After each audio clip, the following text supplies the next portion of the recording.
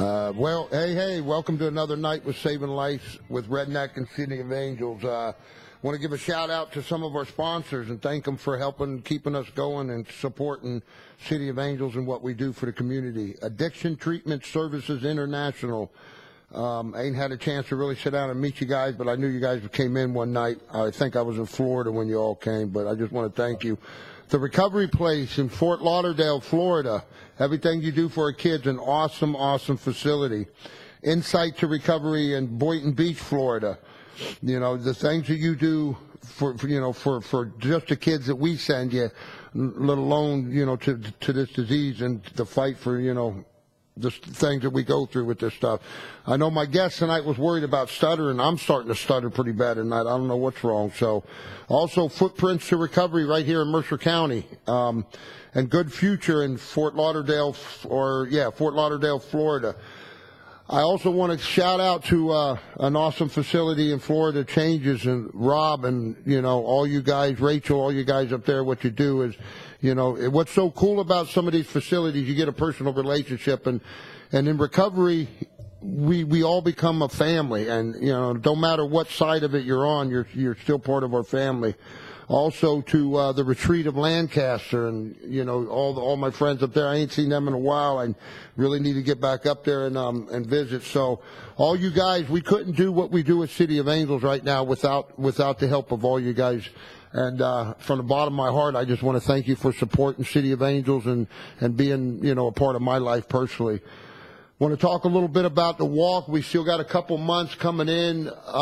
September 14th is our biggest fundraiser. We usually do the Rock Fest, and this year we moved it in a different area, so to speak. So we're doing a recovery walk. You can go under our website at cityofangelsnj.org and go to the bottom of the page, and you'll see a pair of sneakers with wings on it. Click that. That will take you on. You can register to actually walk in the walk.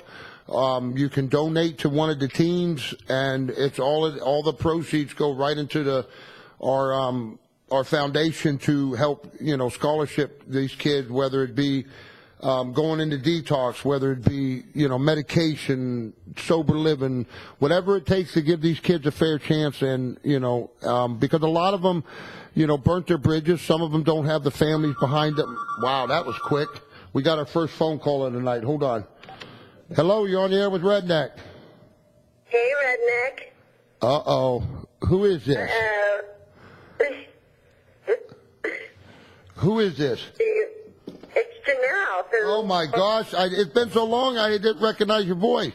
You didn't even give me a chance to talk about you. I had a whole couple minutes of talking about you, sweetie. Oh, you did? All the way up there. This is our no, we didn't even talk yet. We just started the show, honey. Yeah, I had a few things to say. She's a young lady called in a while back in California that actually were looking for a support group, and City of Angels came up, and that's how we met her. And actually, I might be able to, get our chance to physically meet her face to face. In August next month, I'm going to San Diego, California, to do an intervention, and she's going to she's about 4 or 5 hours away. She's going to try to get down there so we can actually meet and help me out with this intervention, I'm hoping. Yeah, I'm not going to try. I'm gonna. And you know what's so cool about this? I was just speaking about our sponsors and a lot of the treatment facilities that help us. We all become a family. And Janelle, because of the way we all met, it became part of our family because me not being, I have no contacts in California. And so this intervention we're trying to do, he's got a state insurance. And what's funny is when I called her up to actually do some checking for me about facilities up there that accept the insurance, the facility that she went to accepts the same type of insurance as this man does. So because of all this, she's really been a big help, and that's the hardest part is before I do the intervention is finding a place to accept them. So I want to thank you, from the bottom of my heart for that, sweetheart. Oh, no, thank you. Anything. How you been doing anyway? I said, how you been doing anyway? I've been doing good, working a lot, but doing what I need to do to stay sober and clean, and just really,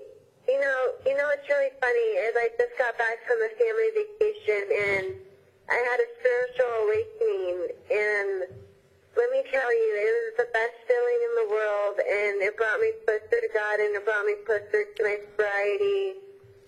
And everything that I've been through in life, I'm like, you know what? I can go through anything.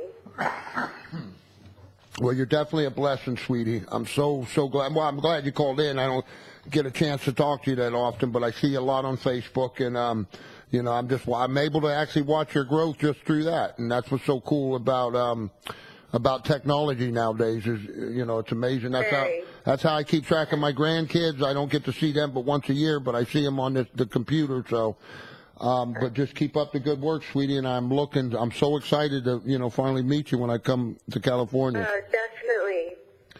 You guys saved my life, and I wouldn't be here without you guys.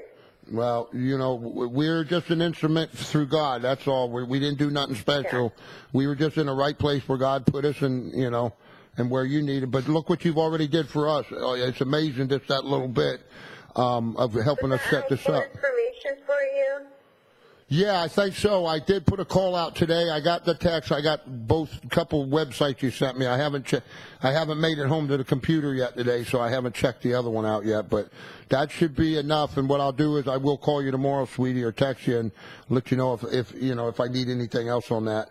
Because once I find the facility, then we'll make the date next month, and we're actually going to do the intervention. Okay, I look forward to that. All right, sounds good. I'm so happy you called in, sweetie. Take care of yourself, and, you know, we love you, baby. Too. All right. Okay. God bless. Bye-bye. And you know what's cool is I think you were here. I don't know if you were here, Rich, when she called in. This young lady was, well, from what she said, she was at the end of her rope, so to speak. And she went on the computer just looking under, and I might be off a little bit, but I think what it was is she Googled support groups. And now she's in California. She's in, I think, Santa Cruz, California. And City of Angels came up. So all she did, she went onto the site and started listening to the radio shows. And that's what saved her. And she was, you know, she was just ready to call it quits. And she actually called in. I believe she emailed Allison first. And then I asked Allison, I think, to contact her and ask her to call in on one of the shows. And we actually got to talk for the first time. And so from that point on, it's just amazing on a relationship that we built, and nobody's met her yet. And then with me doing this intervention in San Diego, I knew she lived in California, but she's about 5 hours away from from San Diego. So, and then God works in mysterious ways, because the treatment center that she went to accepts the same type of insurance that this guy has. So it was like everything just rolled right into, and then she's actually going to take the train down, you know, to set in and help me with this intervention, which is awesome. So, you know, all this is all for a reason, and that's what's so cool about our guest tonight. Is this young man I've grown to know and love, and it's a big part of my life, and I've seen the struggles that he's been through, and I'm going to let him tell you more of a story. He's a United States Marine. He did 2 tours, one in Afghanistan, one in Kuwait, Iraq, and he fought for our country, and this disease doesn't care. This disease don't care that he was probably by far one of the bravest young men, by a lot of young men, but, you know, one that I know that he actually went and fought for this country. And you know, I might be political incorrect when I say this and probably piss somebody off, but, you know, oh well. But, you know, the society doesn't look at that, and the government doesn't accept it, and the government doesn't care that he fought for our country, you know. And to me, and I might be wrong, but to me, the government kind of looks at him as what society looks at addicts, as just as a loser and a bum, you know. And I look at him as a young man that did something that a lot of young men ain't got the balls enough to do, and because of it, got stuck with this disease, you know. So, you know, my heart goes out to you, John. I'm proud of you. I know you've had some slip ups, but you keep climbing back up. You're not giving up, and that's a big thing. I also want to thank you for coming in and doing the show. John is also, I guess, co-captain or captain or something like that. Well, something like they do the City of Angels baseball team. He's from what I hear, I've never had the pleasure of watching them yet, but from what I hear, he's a real good baseball player. But we were trying to get more of the guys in here tonight, and, you know, but John volunteered to come in, and we're going to talk a little bit about what COA baseball is all about, and actually we want to know what it does for you guys as a group, you know. Also got another young man in here with me tonight that I've gotten to know. Young man that and it's weird how what's so cool about recovery is. And I remember years ago, I wouldn't give the time of day to stuff like this. And this young man came to me and my wife, and we just got to know him through another mutual friend. And he's getting in a little bit of trouble, trying to kind of taking that path down, the wannabe hoodlum path, you might say.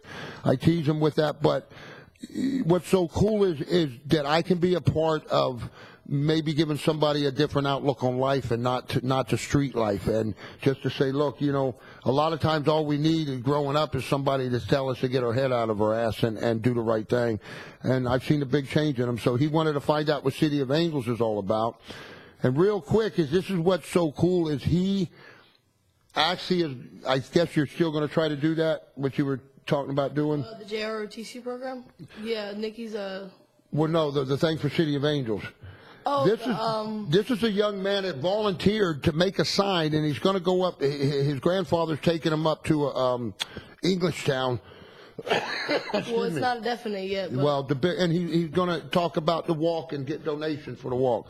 That's just out of the kindness of his heart. So we're going to talk more to Justin in a little while. But, John, I want to get back to you real quick. And, why don't you tell us what came up and how'd you get this idea for this baseball team thing? A bunch of the guys were, a year or two ago, we used to, a bunch of us would get together and go to a softball field or a baseball field and just throw the ball around, play home run derby. And we always used to say, like, man, it'd be nice to get out, on the baseball field and actually get the, get them feelings going right. again, And, it just came about. We're involved, the City Angels, and, we figured we'd throw that idea in the air. And you guys voted for it, and, we're forever grateful for that. You gave a lot of the guys who didn't think they'd be on the baseball field ever again, get them emotions going again and, get that competitive back, and gives us a daily reprieve for, 4 hours out of the day that nobody's, thinking about doing nothing stupid or like, right. as you like to say, that stinking thinking, Mm-hmm. We're out there, getting that unit cohesion together, and it's a great time, And all you guys are in recovery? About 80% of us are, okay. we like to juice up the lineup a little bit with a bunch of my baseball buddies, and, and they really helped us out a lot too, so, I want to say thank you. How does that help you as far as like in recovery? Because I'll be straight up honest, and everybody knows, a lot of people knows how I felt about this when you guys brought this to the board. I thought it was a waste of time, and I acted like a jackass, and I already talked about this and apologized to the guys because I wasn't looking at the whole picture. When I was looking at City of Angels sponsoring a baseball team, I wasn't looking at City of Angels helping a bunch of young men, a bunch of young recovering addicts and alcoholics have something socially to do and for fun. I was just looking at it, this ain't got nothing to do with recovery. And thank goodness that God kind of kicked me in the ass, so to speak, and said, look, look at this a different way. And, so my views on it has completely went the opposite direction because I seen what it does. And I forgot because, you guys, I got involved in wrestling and football, but I quit school in the 9th grade, so I never went no further than that. I never knew what it was like to forget what it was like to do something fun, because from time I was in 9th grade till now, till I got clean, it was just straight demolishing anything that got in front of me. So I am glad, and I apologize. I have took a couple of the guys that I treated like, assholes, so to speak. And I know Rich looking at me go, you can't say that, but... No, but you know what? It is a good thing. I've seen what's come out of it. I've seen how a lot of City of Angels has got behind and supported it, so, and it's good for you guys. Well, I want to say, it's, there's a lot, all types of skill levels. You got guys that, play college. You got guys who played Little League and then maybe touched on a little bit in Babe Ruth. And then you got guys that, never really played. We had a guy out there, I asked him what jersey, number he wanted. And he said 66. Now, we all know that's a football jersey, so his favorite sport is football. But to get, knowing that we had that bond of, we're in this together, right. Addicts for alcoholics, let's go have fun. It's not about winning, really, And then don't get me wrong, we all got that competitive spirit in us, you know what I mean? Yeah. But it's just, you know, it's amazing. You know, it's amazing. Why don't you talk a little bit about how it came about how you got these uniforms?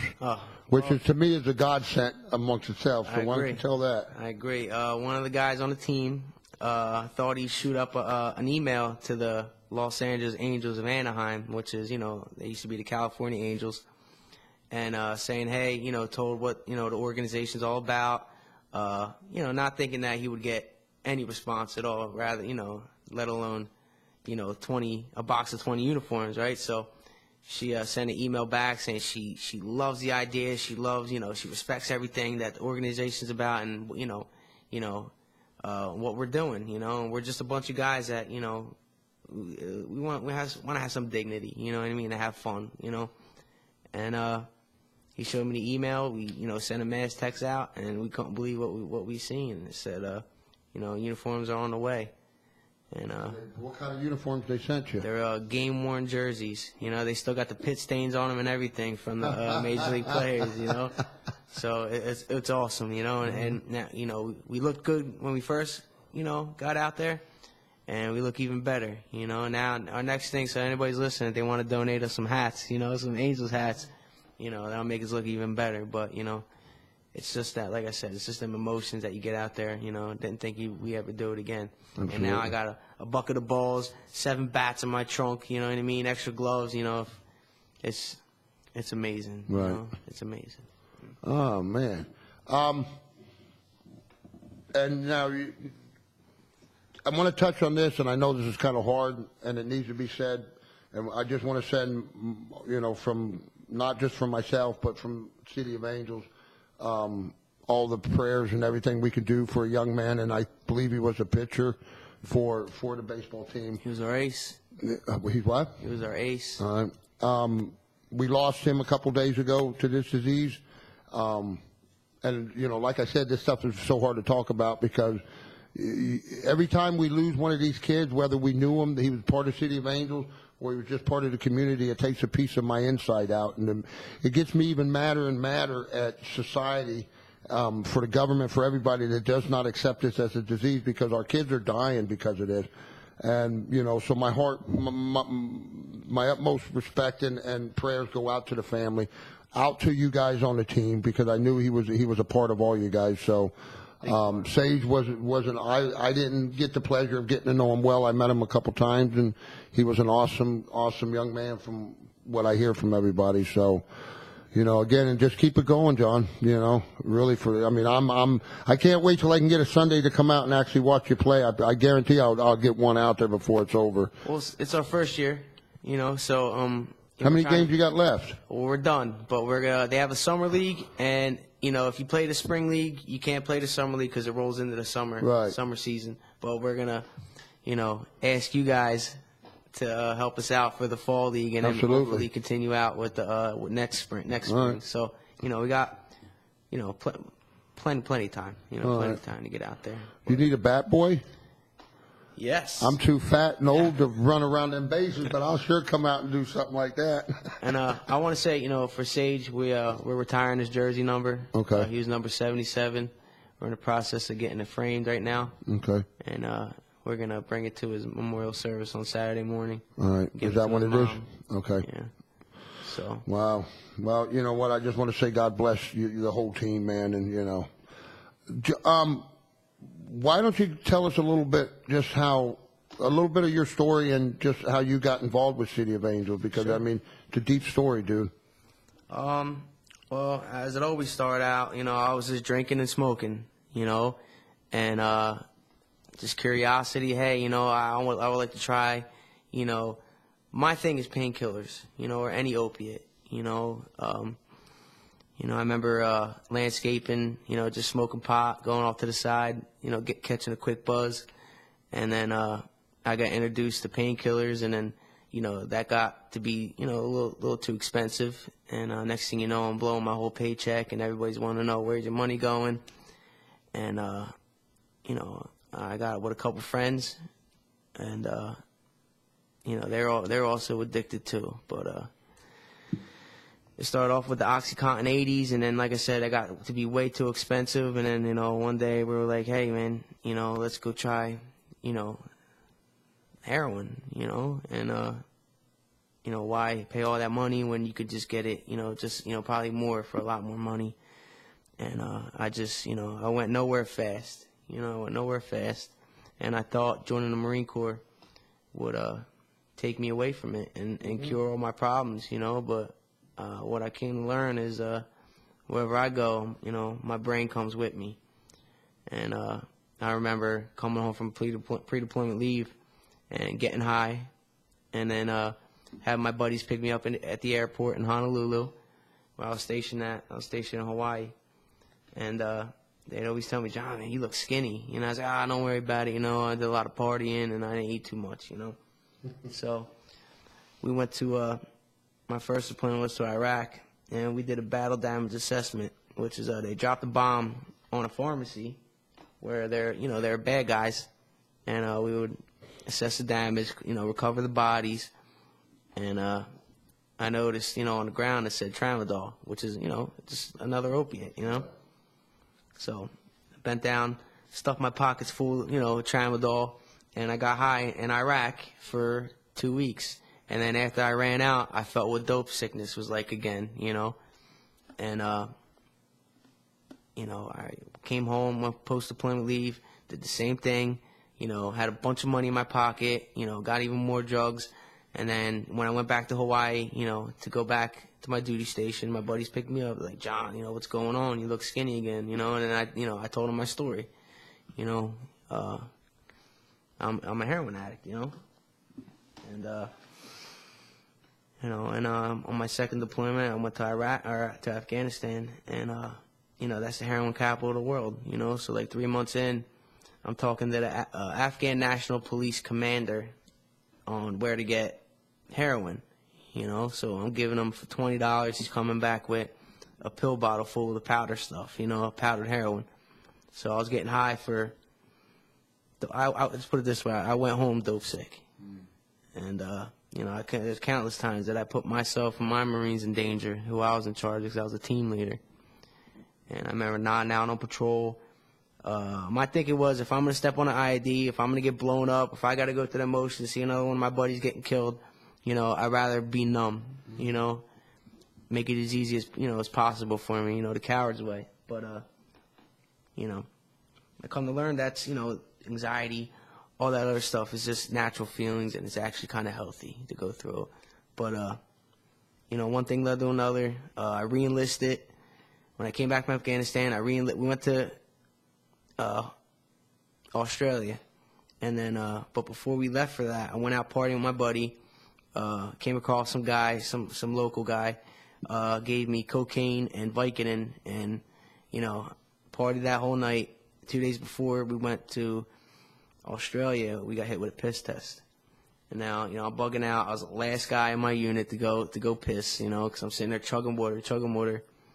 And I knew I was hit, by some miracle. Hopefully, it got out of my system somehow. But found out 3 days before we were supposed to come back to Hawaii from Australia that I popped. And now that I'll be going to check in with the OD, officer of the day, put on restriction until further notice, till I got court-martialed. And, that whole time I'm ripping and running, and got involved in methamphetamines, and, that's the one drug that I say, I cannot do this, because I started to get real skinny, and I actually looked faces of meth, and that scared the bejesus out of me, So I stopped doing that, but I was still, messing with the opiates. And while I was in legal platoon, because my unit deployed, they rescinded my my re-enlistment package, and until they find out what they're gonna do to me. So I got court-martialed, put in legal platoon. And then while I was in legal platoon, I came across another Marine, Sergeant Mayberry, who, God rest his soul, passed away of this disease about 3 months ago from a heroin overdose. Purple Heart recipient. One of the best Marines, one of the best guys you can come across, you know what I mean? Just goes to show you that it doesn't discriminate. And, I seen him nodding out on the bench one day. And I was like, "Yo, dude, what are you doing? Where can I get that stuff?" And, shot me up for the first time right there, and I fell in love again, all over again, with the black tar heroin is what they have down there. So now I got court-martialed. I'm hooked on heroin while on active duty, getting high in my uniform, and did that for another 3 months. And me and Sergeant Mayberry missed formation one day. Our platoon sergeant went looking for us, knocked the door down. I was nodded out, passed out. He was nodded out, passed out, and I heard the big boom in the door, from the door crashing open. And I look on the ground, I see a needle, trays on the table, Mayberry's still passed out, and I got a pocket full of heroin on me, So searched the room. Long story short, I ate the heroin that was in my pocket while I had my back turned, and gave me a piss test and threw me in a brig for 62 days. And after my 62 days, I got court-martialed for the second time, got slapped with a bad conduct discharge, and got kicked out. And I realized what I did, and I don't condone that, and but let me tell you, I didn't deserve a bad conduct discharge. I deserve something, you know what I mean? I think if it's crazy, because if I would have got my second DUI, they would have took rank from me and sent me to Point Loma, California, which is a rehab for military members, But since it was heroin, it's frowned upon. So, and here I am now, still struggling. I'm not actively using, but I'm white knuckling it, shooting for midnight, and but so when I came home, my mom was like, still using. My mom was like, hey, I'm taking you to City Angels. You're gonna go talk to Redneck. I talked to this big biker dude named Redneck, scary as hell, and he's gonna whip you into shape. And and it's amazing what you guys did for me. Even when I was down, every time, I wasn't perfect. Every time I turned my back to you, you guys never, ever, ever turn your back on me, and I haven't seen you turn your back on anybody. Mm-hmm. And no matter what I did, it's like you heard it 10 times over. So, and I try to surround myself with positive people, and that's why I keep coming around. That's why, hopefully, you don't get tired of me, because I'm not going anywhere. And I would like, once I get some time under my belt, I would like to be an active member and a success story for you guys. Well, you are an active member, so don't ever think that. And right. You know what, Jonas, and I've talked about this before. People think recovery is like being completely abstinent from everything. And yes, it is. Don't get me wrong. But recovery is not giving up. Recovery is continually moving forward. And I bring this story up all the time because this is the one story that I can tell you that I have proof that recovery is still coming from somebody that's using. And it was a young man that was coming to see me, could not go to treatment, had, I don't even remember why he couldn't actually go. But I seen when he came to me, he was booting probably, if I remember, it was 2 or 3 bundles a day that he was doing. And he came to see me 2 times, 3 times a week, but at least twice a week for 4 or 5 months solid. Never missed a time. Went to meetings. And the last time I seen him, he was doing 2 bags a day. Big difference. And he was more in recovery than a lot of these people that I see that are coming to meetings every night and not using, but they're not changing. They're not moving forward. They're clean, but they're not sober. Exactly. And so this kid, I mean, if I don't even know what happened to him after that, but he kind of disappeared.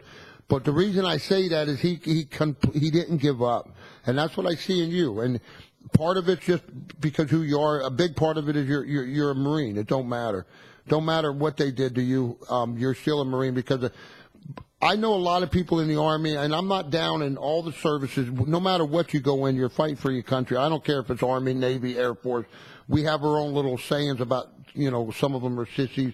We used to say that the Navy's the one that did my laundry and the Army cooked for us. And they asked, what'd the Air Force do? And I said, I don't want to tell you.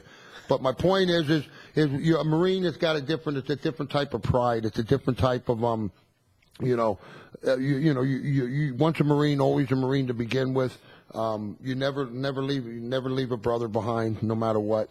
And so that's what I see in you. And for somebody, for you, John, and we've said this before, is you got to have confidence in yourself because you already got it. You've already got the commitment. For somebody that can commit themselves to not only going through the boot camp, but being a Marine and then going into another to fight for a country during war. It's different for me because the only thing that happened when I was I did 6 years, I was an MP, is I was in Beirut when all that went on. I was right there. I was there when they drove the truck through the compound and blew that up. I went through that part, but to me, that wasn't a war. That was like poof, poof, it was done, and I wasn't there the whole time. But I still would have went if it was time. You were actually done it. So you got the commitment, dude. You really do. But you don't have a confidence in yourself. And that's what we got to find, and that's what we try to teach you kids. Most of the time you guys are putting yourself down and you're blaming yourself and you're putting yourself in this pity pod, so to speak. And in all reality, you just got to, you deserve. Number one, you deserve to be sitting here. You deserve to, have your family. You deserve to be walking in society.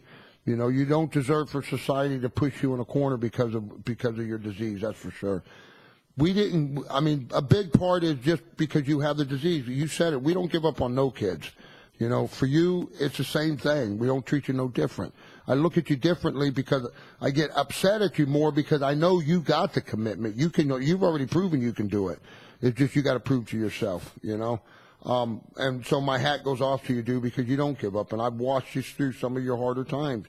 I've watched you come back in here with your tail between your legs, more or less, but you came back. And that's the big thing about it, dude. And that's where you never want to give up, You get yourself wrapped up with the right kind of guys. And that's why I'm so grateful that you guys did, go and City of Angels did get you started with this baseball team because it gives you a dream. You guys, they were all I know the 3 or 4 guys that I know of, that I know very well, were very, very avid, good baseball players, and it's a sense of pride, and to let you guys have a chance to get back on a field like that. Not only that, but have the uniforms on, which was an amazing story amongst itself. Especially about the little armpit stains. I didn't know about that part. That's cool. A lot of good things coming. Yeah, I hear you. But no, I want to get back to John here in a minute. We do have the phone lines open if you'd like to call in and ask a question or talk to John about what's going on. 609-241-7103. 609-241-7103. Justin, I just want to see how you feel about all this. I mean, I know you're kind of new coming around, and is this something? It's really cool. Yeah. And how old are you? 14. 14 years old. So you understand, you got to talk to John a little bit before the show, and I mean, you understand what we do here, right? Yeah.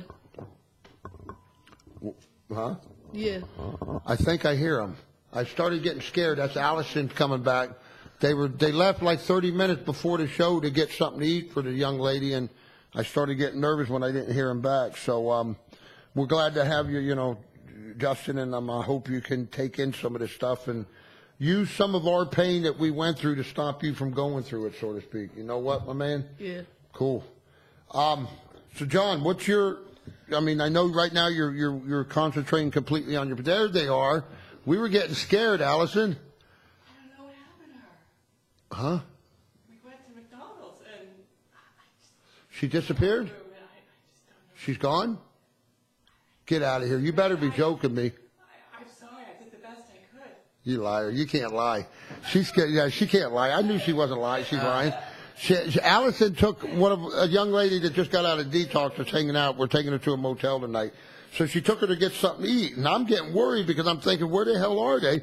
So she comes in and she tries to play a joke on me like she ran. I know Allison, she would have came back here bawling her eyes out. And so I knew she was lying. I am such Jackass. a tough person. Me bawling my eyes out? So, that was good. And see, that's what's so cool about City of Angels because we have such a good time here. People get so nervous when they come on the show and they say, well, I don't know what I'm going to say. Or like John said, I have a problem with stuttering and I can't do that. I got social anxiety. We have such a good time here that that's what the recovery is all about, is having fun, is enjoying life and showing people that, look, guys, we don't need that shit in our bodies no more. I have more fun now than I ever did when I was getting high. because once this disease grabbed hold of me, getting high was more of a chore. It wasn't fun no more. It was, I had to do it to function. I had to do it to, before I got, in the morning, I had to do it before I scratched my backside or went to the bathroom. I had to get high before I did anything, and now I'm clean, and it's like, how the hell did I survive? How did I do the things I did, So, I know you're concentrating on your program now, and that's the most important thing, but what is it you're looking forward? I mean, what do you want out of life, John? I want to know when my son gets old. I have a 1.5-year-old son. I have a daughter. I have a 7-year-old daughter who's my stepdaughter, but she's mine. And I have my beautiful wife. And I want them, when I'm old and gray, I want them to be able to, tell me or tell somebody that, they were proud of me because, society likes the person that was down in the dumps and was able to pick themselves up again, So, I'm working on getting them back, and being a family together, either whether it be here, wherever, the moon, it doesn't matter. I just want to be with them, And, but I know my recovery comes first, So. Right, as bad as you want that, if you had to answer right now, this is for somebody listening out there. Why do you think it's so hard for you to walk away and leave this shit behind you? What do you mean, like the drugs or my family? Well, what caused you to lose the family is because of the drugs, right? Right. Why is it you think you're struggling so hard, or why Why is it you think it's got hold of you so much that you can't let go of it completely? I honestly, I think that's $1 million question. I really don't know, and that's what that's what I'm searching for now. Something inside of me that, kept me going back. I'm not gonna say keeps me going back because I'm not, I'm looking positive now, but there's something, inside of me that, I gotta identify, but I know where I was and the feelings that I felt, and I don't ever want to do that, be like that again, Everything's looking really good right now for me, I'm working, I got a good paying job, and, I'm earning a decent, hard day's work, a decent, however you say it, but good hard day's work, or hard's good. Your family just came up for a visit, didn't they? How was that? It was awesome. 4th of July weekend. I remember when I met Lauren and she would come visit me in Hawaii, and I always hated taking her to the airport, to drop her off, to go home, and to drive back, And now that I have a 1.5-year-old son, it's devastating, Makes you want to work that much harder, But I see nothing but good things happening. And yeah, we hit bumps in the roads, but you fall down 7 times, you get up 8 times, and that's like the determination and the mindset that you have to have, and I don't know, I just, like I said, I surround myself with good people, and like I said, when somebody's down, you pick them up, and when I'm down, they pick me up, and, All right, somebody's listening right now to sitting here tonight that's struggling with the idea of going out and just, and getting high again. What advice could you give them that would stop them from going out tonight and giving it another chance? Just don't do it, because you're worth more than what you think you're worth. We all had dreams when we were younger, and nobody wanted to be an addict, but some of us are just hardwired for that, and we're cursed with that disease, but you can turn around and be a blessing because, I guess we're like 1% of the whole, less than that, of the population that, we have we're one of a kind, right. In a sense, and there's such a network out there of people that will love you, embrace you for every fault that you think that you have, nobody cares, nobody really cares but you. And if you keep thinking, that negative thinking that you're thinking, it's just, you're never going to get over it. You got to put that behind you and move forward, do something positive, And so you're saying they're worth it. Absolutely. Every breath, every breath. And, please, just do yourself a favor, do your family a favor, but like I said, most importantly, do yourself a favor and put it down, get some help. If you say that'll work for them, and I'm sorry, John, but I'm loving this. I know it's hard on you, but why don't you think you're worth it then? Because proof, my background tells me, like up until now, I failed miserably, and I'm starting to find out that I am worth it. I am worth something, and I have something to give back. My story can help, once I refurbish it a little bit and able to, speak a little better, but my story can actually help somebody, my predicament, or, with the disease, and it's just, I don't know. And he hit a good point. The point I was trying to make is I've had so many kids and so many young people come in and say, Redneck, I'm not worth it. This is what I did, and this is why I think I'm a piece of shit, and this is why I don't, you know what? And I'm sitting back and I'm going, you got to be effing crazy. Are you kidding me that you guys think that you ain't worth it because of that? And I hid my story for so long because it made me feel guilty. And you're looking at somebody. I'm not proud of my past, but I'm not ashamed of it no more because it wasn't me. That was the addict. That was the monster. But for somebody that has been the cause of people getting raped, of somebody being the cause of somebody dying, of somebody doing the nasty things that I did to people in my past because of my disease. Physically sitting there watching things being done to people that shouldn't be done because of my disease, then I shouldn't deserve to be sitting here. But see, the cool thing about it is we got such a forgiving God that he don't look at that stuff. But we continue to look at that, and everybody, even after people around you have forgiven you, and the big thing that we have, and the big thing that you got wrong, and I've said this to you so many times before, is you're not forgiving yourself for certain things. That's the big thing right there. And hold that thought for a minute. We got a call. Hello, you're on the air with Redneck and City of Angels. Now you can say hello back. There's nobody on there? All right, try to call back. Somebody did. I guess I got confused. Maybe my voice scared them. But what I'm saying is you deserve it. And I've seen that in you. Whether it's before the Marine Corps, whether it's stuff that happened over there, you got to sooner or later remember, dude. I always tell families it's like a dual personality. You got the addict and you got you. And I even tell families, name the addict. Call him Carlos, and it's okay to hate Carlos because Carlos is the one doing it. Carlos is the one stealing. Carlos is the one lying. Carlos is the one that caused you to happen to you in the Marine Corps, But what we got to do is get Carlos back down there and bring John back out, and that's what happened. That's when the cool stuff starts happening, dude. I said it. You got the commitment. I already know you got it in you. You went through the Marine Corps. You're a United States Marine. You took 2 tours in the war. You got it. It's just accepting it and forgiving yourself and look in the mirror and see what we see.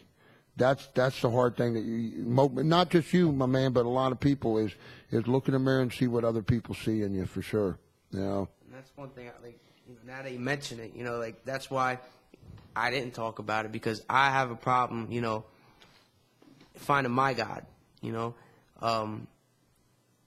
but I know that there's something out there because I'm the one that's afraid to litter because, when the time comes and I go meet the man or whoever, he's going to be like, well, hey, John, remember that strawberry shortcake wrapper you threw outside? Yeah. And, a little ducky got caught in it and, whatever. It's just, I have a problem identifying my God and kind of believing something out there because if I can't see it, smell it, touch it, feel it, it's kind of hard for me to believe, and it's called faith. Yeah, it's called faith, and and you can touch it, and you can smell them, and you can feel them. You just got to understand what it's all about, And that's why I'm at where I'm at in my recovery, But it's Use the universe. Use the sky. Use the flower. You know, my first sight of God, honestly, and I always believed in God, but I was different because I just thought I was just such a piece of shit. He didn't want nothing to do with me. And I remember after I was clean and I'm praying and I'm saying, look, if this is really going to work, dude, you know how I am. And that's how I talk to him. He's like my best friend. You're going to have to show me something because I ain't going to last in this recovery BS. I won't. The next morning I walked out, and on both sides of my porch, it's river rock. That's it. A couple bushes, nothing. And there was a single really weird, I believe it was a purple and a yellow tulip flower grown completely up that stood probably about 9 inches above the rocks. Just completely blossomed, that beautiful flower. And I remember walking down the steps and looked at it and turned around and, kept walking, and I stopped and looked again. We didn't plant flowers in there to begin with. And I remember I was just sitting on, because that's where I did most of my praying, is sitting on the toilet. It worked for me. But I was just walking out the door, and I remember just praying that, and I remember them words come to my mind. I said, please show me something. I don't care. I don't know what it is or what you can do, but show me. And that was my first time of actually having a little bit of faith. And then from that point, it just grew. And it kept growing, and it kept growing. And then I was able to start, actually believing in it. And what was even better is after that is I found out, because then after that I started trying to do everything perfect. And I was messing up worse than I was before. And what he also revealed to me is he goes, I don't want you perfect. I want you to be Redneck. That's it. That's all I want. And that's all he wanted out of me. And then what happened is the mistakes I was making got fewer and fewer. And in the mistakes I still make, I go and I try to take care of them as quick as I can. But that was my first real sign of what God's all about. It's not always about something physically being able to see. I see God every day. Believe it or not, I see God in a lot of you kids. I really do. Because there's a lot of times that I don't want to do this no more. I come, and I'm not saying this if people feel sorry for me. I come home from work, especially in the summertime, because I hate being hot and I hate sweaty and all that stuff. So I come home and I don't want to do nothing else. I want to get in the air conditioner and put my feet up. And then, there's a lot of times when after, especially after what happened this week with Sage, I just want to wrap it up and say, I can't do it no more. I'm still going to hear about people dying, but I don't want to be a part of it no more. And then I come in and I see somebody like you or Shasta or some of the other kids that's been out there and struggling to coming back, and they're coming back to something good. And I'm going, okay, I hear what you're saying, dude. And so you just got to find, you said it, you got to find the God of your understanding. But don't, you got to start looking at the little things too, because it's not, a lot of times it ain't going to be something big. I always talk about when people pray, they say, oh, nothing happens. And usually we're praying and we're looking up in the sky with our arms open, waiting for something to drop in our hand. And all the things that God's sending you are running by you, and you're not even catching it. You're always looking for the wrong things, But you'll find it, dude. You don't give up. And believe me, you'll know. People say, well, how do you know? You'll know. Oh my God, you'll know. It's like that first home run you ever made. Never hit one, but go ahead. Wow. Well, maybe you need to get out there and practice a little more. I tell you what, I probably led the league in hits, doubles, whatever. Mm-hmm. I'm not that fast, but, I probably led the league in hits. Never hit a home run, but I was a hell of a pitcher. That's what I hear. Yeah. I was a hell of a pitcher. All right. And you're going to be you're a hell of a man too, dude. You just got to find your spot, man. So, you know what? Somebody called in a minute ago, and I think it was somebody that kind of chickened out, and I think I know who it was. So, please call back. We only got, I don't know, maybe 10,000 people listening, so there's nothing to be, no, I don't even know how many people. Do we even keep track of that? Do we know how many people plug into this thing, or whatever you call, that listen to the shows? Viewers. Really? That much? Wow. Well, you know who called in tonight, and you missed it, Janelle from California. Nice. She's also, next month I'm going down to San Diego to do that intervention. She's taking a train down to see me to actually help with the intervention. She also, and this is another, I told this earlier, she also is helping me find a facility for the guy, because that's where she's from. She found out that the facility that she went to accepts his insurance. So she took care of all that for us. That part's being taken care of. So Janelle is somebody that we met and we actually told the story, so this is how it works, you know.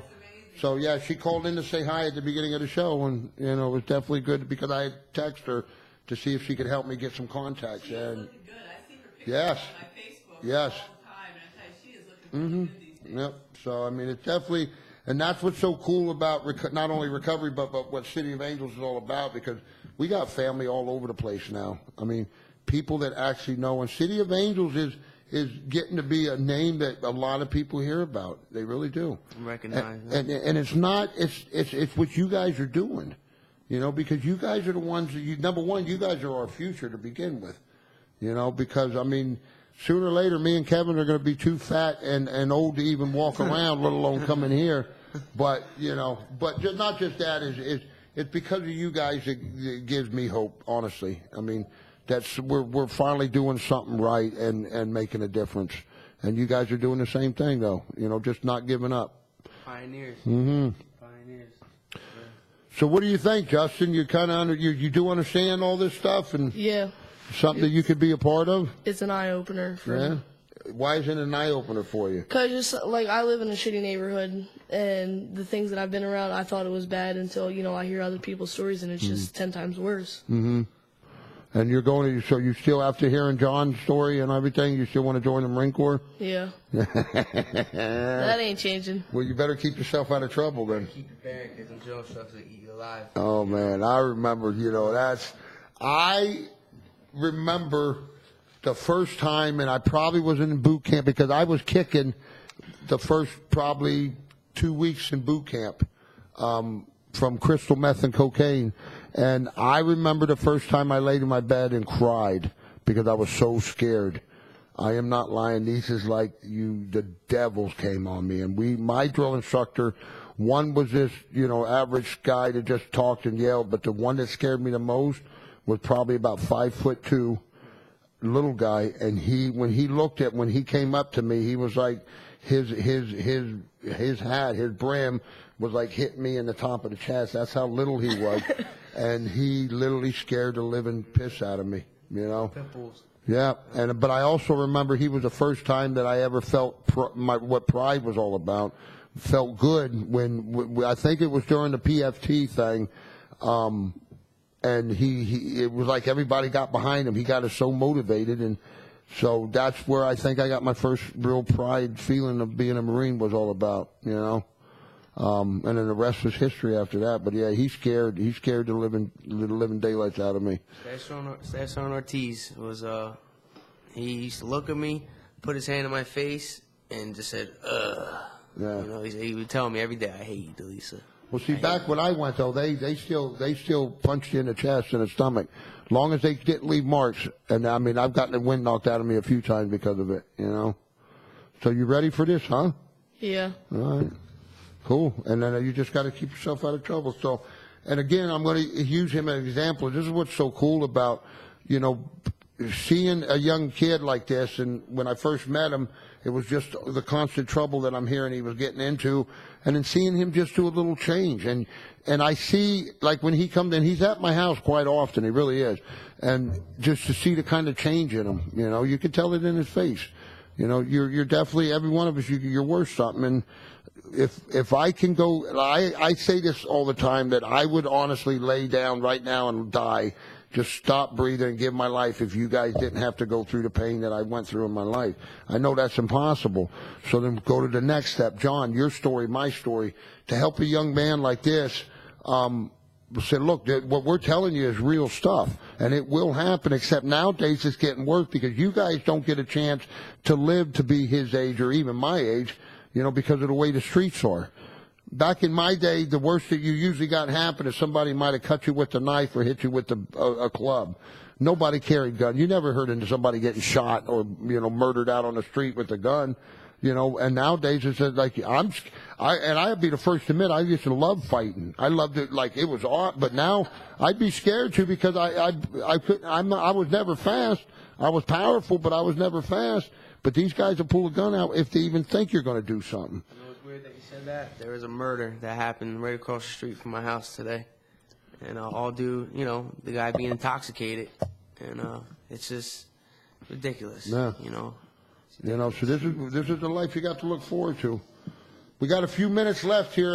You know, I want to always thank my boy Rick here for coming in, and he's always here. Allison, for everything you do, you amazing. She got me on.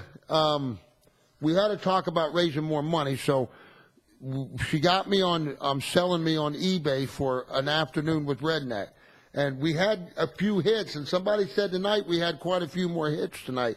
I think today was the last day, and it was up to like $112, I think it was.